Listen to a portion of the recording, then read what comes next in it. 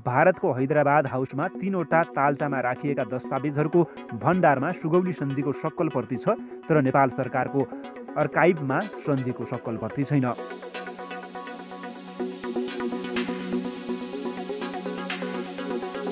आज फागुन 20 गते अर्थात् मार्च 4 नेपाल र तत्कालीन इस्ट इन्डिया कम्पनी सरकार बीच सुगौली सन्धि भएको आज ठ्याक्कै 205 वर्ष पुगेको छ।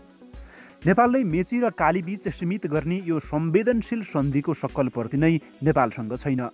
सुगौली सन्धिका आधारमा नेपालले झन्डै 1 लाख वर्ग किलोमिटर भन्दा बढी भूभाग गुमाएको छ। तर बचेको भूभागमा पनि स्पष्ट सीमाङ्कन नहुँदा नेपाल र भारतबीच सीमा समस्या तरल अवस्थामा रहेको छ। एकीकरण गर्दै फैलिएको गोर्खाली सैनिक र भारतमा उपनिवेश बलियो बनाउँदै लगेको ब्रिटिस सैनिक आमने सामान्य भएपछि सुगौली सन्धिको पृष्ठभूमि बनेको थियो। खास गरी गोर्खा राज्य विस्तार रोक्न सन् 1814 नोभेम्बर 1 मा बेलायतले नेपाल विरुद्ध एकतर्फी युद्ध घोषणा गरेको थियो। सीमाविद बुद्धिनारायण श्रेष्ठ भन्छन्, खास गरी बुटोलको पालिही, शिवराज, माझखण्ड, खजैनीमा भारतले दाबी गर्यो ती भूभाग लखनऊको नवाबको भएकाले भारतको पर्छ भन्ने अङ्ग्रेजको दाबी थियो। नेपालको भनाइ त्यो पाल्पाको सेन राजाको हो, सेन राज्य नेपालमा गाभिएपछि त्यो भूभाग स्वतः नेपालको हो भन्ने यताको तर्क थियो। यसैलाई लिएर अङ्ग्रेजले सन् 1814 मा युद्ध सुरु गर्यो। 2 वर्ष चलेको युद्धपछि अङ्ग्रेजले 2 डिसेम्बर 1815 मा शान्ति तथा मैत्री सन्धिको मस्यौदा पठाएको थियो। 15 दिनभित्र सन्धि अनुमोदन गरेर पठाउन भनिएको थियो, तर नेपालले मानेन। काठमाडौँमा भएका तत्कालीन भाइ भारदारहरूको बैठकमा मान्नुपर्छ र मान्नु पर्दैन भन्ने दुवै मत रह्यो। अन्यल बीच केही समय नेपालले हस्ताक्षर गरेन, श्रेष्ठ भन्छन्।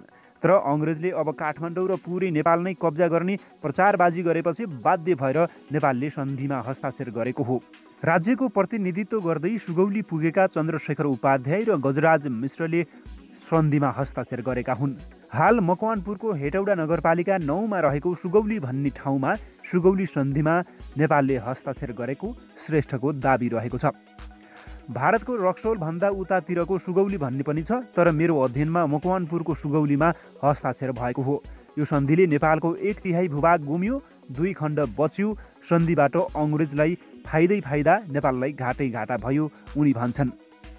बेलायतले 1815 डिसेम्बर 2 मा पठाएको सन्धिमा नेपालले 93 दिनमा सन् 1816 मार्च 4 अर्थात् आजकै दिनमा हस्ताक्षर गरेको थियो।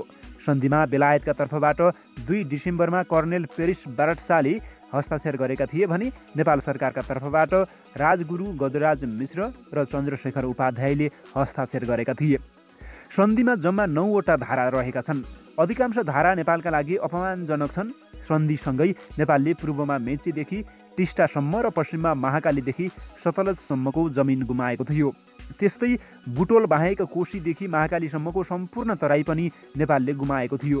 सन्धिअनुसार पूर्वमा पनि कोशीदेखि मेचीसम्मको तराई नेपालको थियो। तर सन्धिमा हस्ताक्षर भएको 9 महिनापछि नेपालले मेचीदेखि राप्तीसम्म तराईका भूभाग फिर्ता पाएको थियो।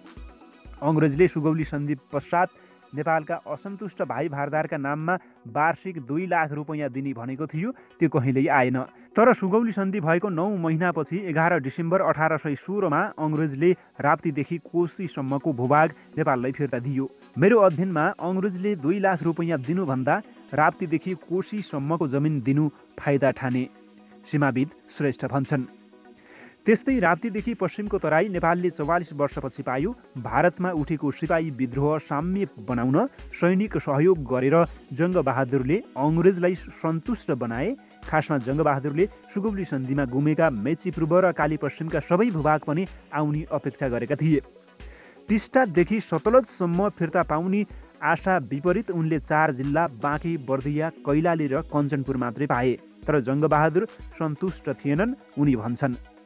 सुगौली सन्धिबाट नेपालले भूमि मात्र गुमाएन, नेपालको स्वाभिमानमाथि पनि सम्झौता भएको छ। सन्धिमा नेपालले युरोप र अमेरिकी व्यक्तिलाई सेवामा राख्न पनि ब्रिटिस इन्डियाको स्वीकृति लिनुपर्ने प्रावधान राखिएको छ। यसले नेपालको सार्वभौम स्वतन्त्र पहिचान र अधिकारमाथि हस्तक्षेप गरेको छ। कुनै कारणले सिक्किमसँग विवाद भएमा नेपाल सरकारले ब्रिटिस सरकारलाई जानकारी दिनुपर्ने र उसको फैसला मान्नुपर्ने आपत्तिजनक व्यवस्था पनि यो सन्धिले राखेको छ। सन्धिको सकलप्रति किन धेरै अत्यावश्यक छ भन्नेमा सीमाविद श्रेष्ठ महत्त्वपूर्ण तर्क राख्छन्। पश्चिममा लडाईँ भएको हो, त्यसैले त्यहाँको भूमिबारे सम्झौता भयो। तर मेचीदेखि टिस्टासम्म नेपालले अङ्ग्रेजसँग कहिल्यै लडाईँ गरेको थिएन, तर त्यो भूभाग पनि अङ्ग्रेजले छिनेर लग्यो उनी भन्छन्। तर सुगौली सन्धिमा यो विषय उल्लेख छ भन्नेमा मलाई शङ्का छ, किनभने युद्ध भएको, रगत बगेको, छाडेको वा लिएको विषयमा पो सन्धि हुन्छ। युद्ध नै नभएको ठाउँको विषयमा कसरी सन्धि भयो? त्यसैले सक्कलप्रति खोज्नुपर्छ। अब चर्चा गरौँ सुगौली सन्धिको सक्कलप्रति कहाँ छ त? सुगौली सन्धिको 205 वर्षमा नेपाल सरकारको औपचारिक रेकर्डमा त्यसको सक्कल कपी छैन। ब्रिटिस लाइब्रेरीमा 7 वर्ष काम गरेका इतिहासविद डाक्टर रमेश ढुङ्गेल र सन्धिको खोजीमा त्यहाँ पुगेर फर्केका सीमाविद श्रेष्ठका अनुसार सुगौली सन्धिको सक्कलप्रति बेलायतमा छैन। ब्रिटिस लाइब्रेरीका एक अधिकारीलाई उद्धृत गर्दै सीमाविद श्रेष्ठले बताए अनुसार भारतको हैदराबाद हाउसमा 3वटा ताल्चामा राखिएका दस्तावेजहरूको भण्डारमा सुगौली सन्धिको सक्कलप्रति छ, तर नेपाल सरकारको अर्काइभमा सन्धिको सक्कलप्रति छैन। नेपाल सरकारसँग सुगौली सन्धिको सक्कल नभए पनि सार्वजनिक भएका सन्धिका विषयवस्तुबारे अर्को पक्ष बेलायत र भारतले असहमति जनाएका छैनन्। त्यसकारण हामीलाई अप्ठ्यारो पर्ने स्थिति छैन, परराष्ट्रविद एवं प्रधानमन्त्रीका तत्कालीन परराष्ट्र सल्लाहकार डाक्टर दिनेश भट्टराईले भने। तर सरकारी संयन्त्रले सन्धिको सक्कल कपी खोज्न लागेको मलाई थाहा छैन। सर्वोच्च अदालतले 14 पुस 2076मा सुगौली सन्धिको प्रतिलिपि वा सक्कल कागज पेश गर्न सरकारलाई आदेश दिएको थियो, तर सरकारले सक्कल बुझाउन सकेन। भारतको जवाहरलाल नेहरू विश्वविद्यालयका प्रोफेसर एवं नेपाल भारत प्रबुद्ध व्यक्ति समूह इपिजी सदस्य रहेका डाक्टर महेन्द्र पी लामाले सुगौली सन्धिको सक्कलप्रति आफूले कहिल्यै नदेखेको बताए। मैले सन्धिका बुधाहरू पढेको छु, तर यसको सक्कलप्रतिका बारेमा मलाई थाहा छैन। अहिलेसम्म मैले देखेको छैन, लामाले टेलिफोनमा भने। सरकारले सुगौली सन्धिको सक्कल दस्तावेज सहित महत्त्वपूर्ण दस्तावेजको खोजबिनका लागि नीति अनुसन्धान प्रतिष्ठानका कार्यकारी निर्देशक डाक्टर विष्णुराज उप्रेतीको संयोजकत्वमा समिति गठन गरेको थियो। समितिले 4 महिना लगाएर खोजबिन गर्दा पनि सुगौली सन्धिको सक्कलप्रति फेला पार्न सकेन। समितिका सदस्य रहेका इतिहासविद ढुङ्गेलका अनुसार योगी नरहरिनाथले तयार गरेको पुस्तक सन्धिपत्र सङ्ग्रहमा सुगौली सन्धिका विषयवस्तु र हस्ताक्षर सहितको केही प्रतिका आधारमा टोलीले सन्धि खोजी गर्यो। त्यसैले सर्वोच्च अदालतले पेश गर्न आदेश दिँदा पनि सरकारले बुझाउन सकेको छैन।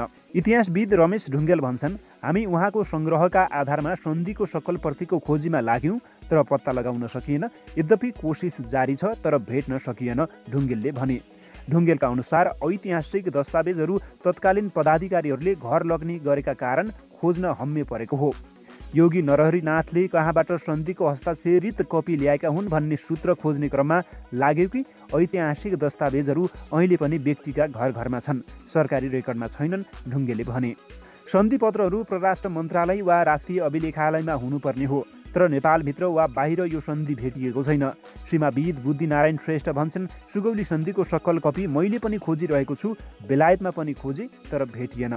अहिलेसम्म पत्ता लाग्न सकेको छैन। नेपालले बेलायत सरकारसँग सोधखोज गरेमा उसले बताउन सक्छ। उनले प्रबुद्ध व्यक्ति समूह इपिजीको प्रतिवेदनमा पनि केही सुझाव रहेको बताए। त्यो प्रतिवेदनका विषयमा दुवै सरकारले उपयुक्त निर्णय गर्नेछन् भन्ने अपेक्षा उनले राखेका छन्। योगी नरहरिनाथले सुगौली सन्धिको प्रति भनेर आफ्नो किताबमा केही दस्तावेजको प्रतिलिपि राखेका छन्, तर ती कागजात पनि सही हुन् कि होइनन् भन्ने प्रश्न उठिएको छ, किनकि भिडाउनका लागि सक्कल भेटिएको छैन। सन्धिको हिस्सेदारको हैसियतले नेपाल सरकारसँग 1 सक्कल हुनुपर्ने हो, तर संस्थागत स्मरण र अभिलेख नहुँदा यति महत्त्वपूर्ण दस्तावेज राज्यले भेटेको छैन। त्यसैले सर्वोच्च अदालतले पेश गर्न आदेश दिँदा पनि सरकारले बुझाउन सकेको छैन। उपलब्ध दस्तावेजका आधारमा यस्तो छ सुगौली सन्धि। एकीकरण गर्दै फैलिएको गोर्खाली सैनिक र भारतमा उपनिवेश बलियो बनाउँदै लगेको ब्रिटिस सैनिक आमने सामने भएपछि सुगौली सन्धिको पृष्ठभूमि बनेको थियो। खास गरी गोर्खा राज्य विस्तार रोक्न सन् 1814 नोभेम्बर 1मा बेलायतले नेपाल विरुद्ध एकतर्फी युद्ध घोषणा गरेको थियो। अङ्ग्रेज फौजमाथि विजय प्राप्त गर्न असम्भव ठानेपछि गोर्खा सैनिक सन्धिका लागि सहमत भएको हो। यो सन्धिको सम्पूर्ण विषयवस्तु अङ्ग्रेजले एकपक्षीय रूपमा तयार पारेका थिए। राजा गिरवान युद्ध विक्रम शाहको लालमोहरसहित चन्द्रशेखर उपाध्याय सुगौली पुगेका थिए। 4 मार्च 1816 मा भएको सुगौली सन्धिको मुख्य शर्त यस्ता रहेका छन्। नम्बर 1, इस्ट इन्डिया कम्पनी र नेपालका महाराज धिराज बीच चिरस्थायी शान्ति र मैत्री कायम रहनेछ। नम्बर 2, युद्धभन्दा अगाडि झगडा उठेका सम्पूर्ण भूभाग उप नेपालका राजाले आफ्नो दाबी छाड्नेछन्। ती भूभाग उप इस्ट इन्डिया कम्पनीको प्रभुत्व रहनेछ। नम्बर 3, नेपालका राजाले निम्न क्षेत्र उप सदाका लागि इस्ट इन्डिया कम्पनीको अधिकार मान्नुपर्नेछ। काली र राप्ती नदीबीचको तराई, बुटोल खासलाई छाडी राप्ती र गण्डकी नदीबीचको सम्पूर्ण तराई, गण्डकी र कोशी नदीबीचको तराई, मेची र टिस्टा नदीबीचको तराई, नगरकोटको सम्पूर्ण क्षेत्र एवं मोरङबाट पहाडतर्फ जाने नगरकोटको घाँटीको साथै त्यस नजिकको समस्त स्थल र मेची नदी पूर्वको समस्त पहाडी क्षेत्र। नम्बर 4, माथिको व्यवस्थाका कारण नोक्सानमा परेका नेपालका सरदार र भारदारको क्षतिपूर्ति गर्न ब्रिटिस सरकारले सालाखाला वार्षिक 2 लाख रुपैयाँ दिनेछ र यो रकम नेपालका राजाले आफ्नो तीज बीजले बाँड्न पाउने। नम्बर 5, नेपालका राजाले काली नदी पश्चिमका प्रदेश र त्यहाँका निवासीसँग कुनै सम्बन्ध राख्न नपाउने। नम्बर 6, नेपालका राजाले सिक्किमका राजाको अधिकारमा भएको कुनै भागमाथि कुनै किसिमको दाबी गर्न नपाउने। नेपाल र सिक्किमका प्रजाबीच कुनै झगडा वा विवाद उठेमा कम्पनी सरकारको मध्यस्थताका लागि प्रेरित गरिने र उसको निर्णय नेपाल सरकारले मान्नुपर्ने। नम्बर 7, ब्रिटिस सरकारको अनुमति बिना नेपालका राजाले कुनै ब्रिटिस, युरोपेली वा अमेरिकीलाई आफ्नो सेवामा राख्न नपाउने। नम्बर 8, दुवै राष्ट्रबीच कायम रहेको मित्रता एवं शान्तिको सम्बन्ध सुदृढ पार्न एवं उन्नत गराउनको लागि एक राज्यका विश्वासपात्र मिनिस्टर दोस्रो राज्यमा रहनेछन्। नम्बर 9, यो सन्धिपत्रमा नेपालका राजाले 15 दिनभित्रै हस्ताक्षर गरी लेफ्टिनेन्ट कर्नेल ब्राड शाह समक्ष बुझाउने र उनले 20 दिनभित्रै वा सम्भव भए त्योभन्दा शीघ्र गभर्नर जनरलको स्वीकृति दिलाउनेछन् भनेर लेखिएको छ सुगौली सन्धिका 9 बुँदाहरूमा।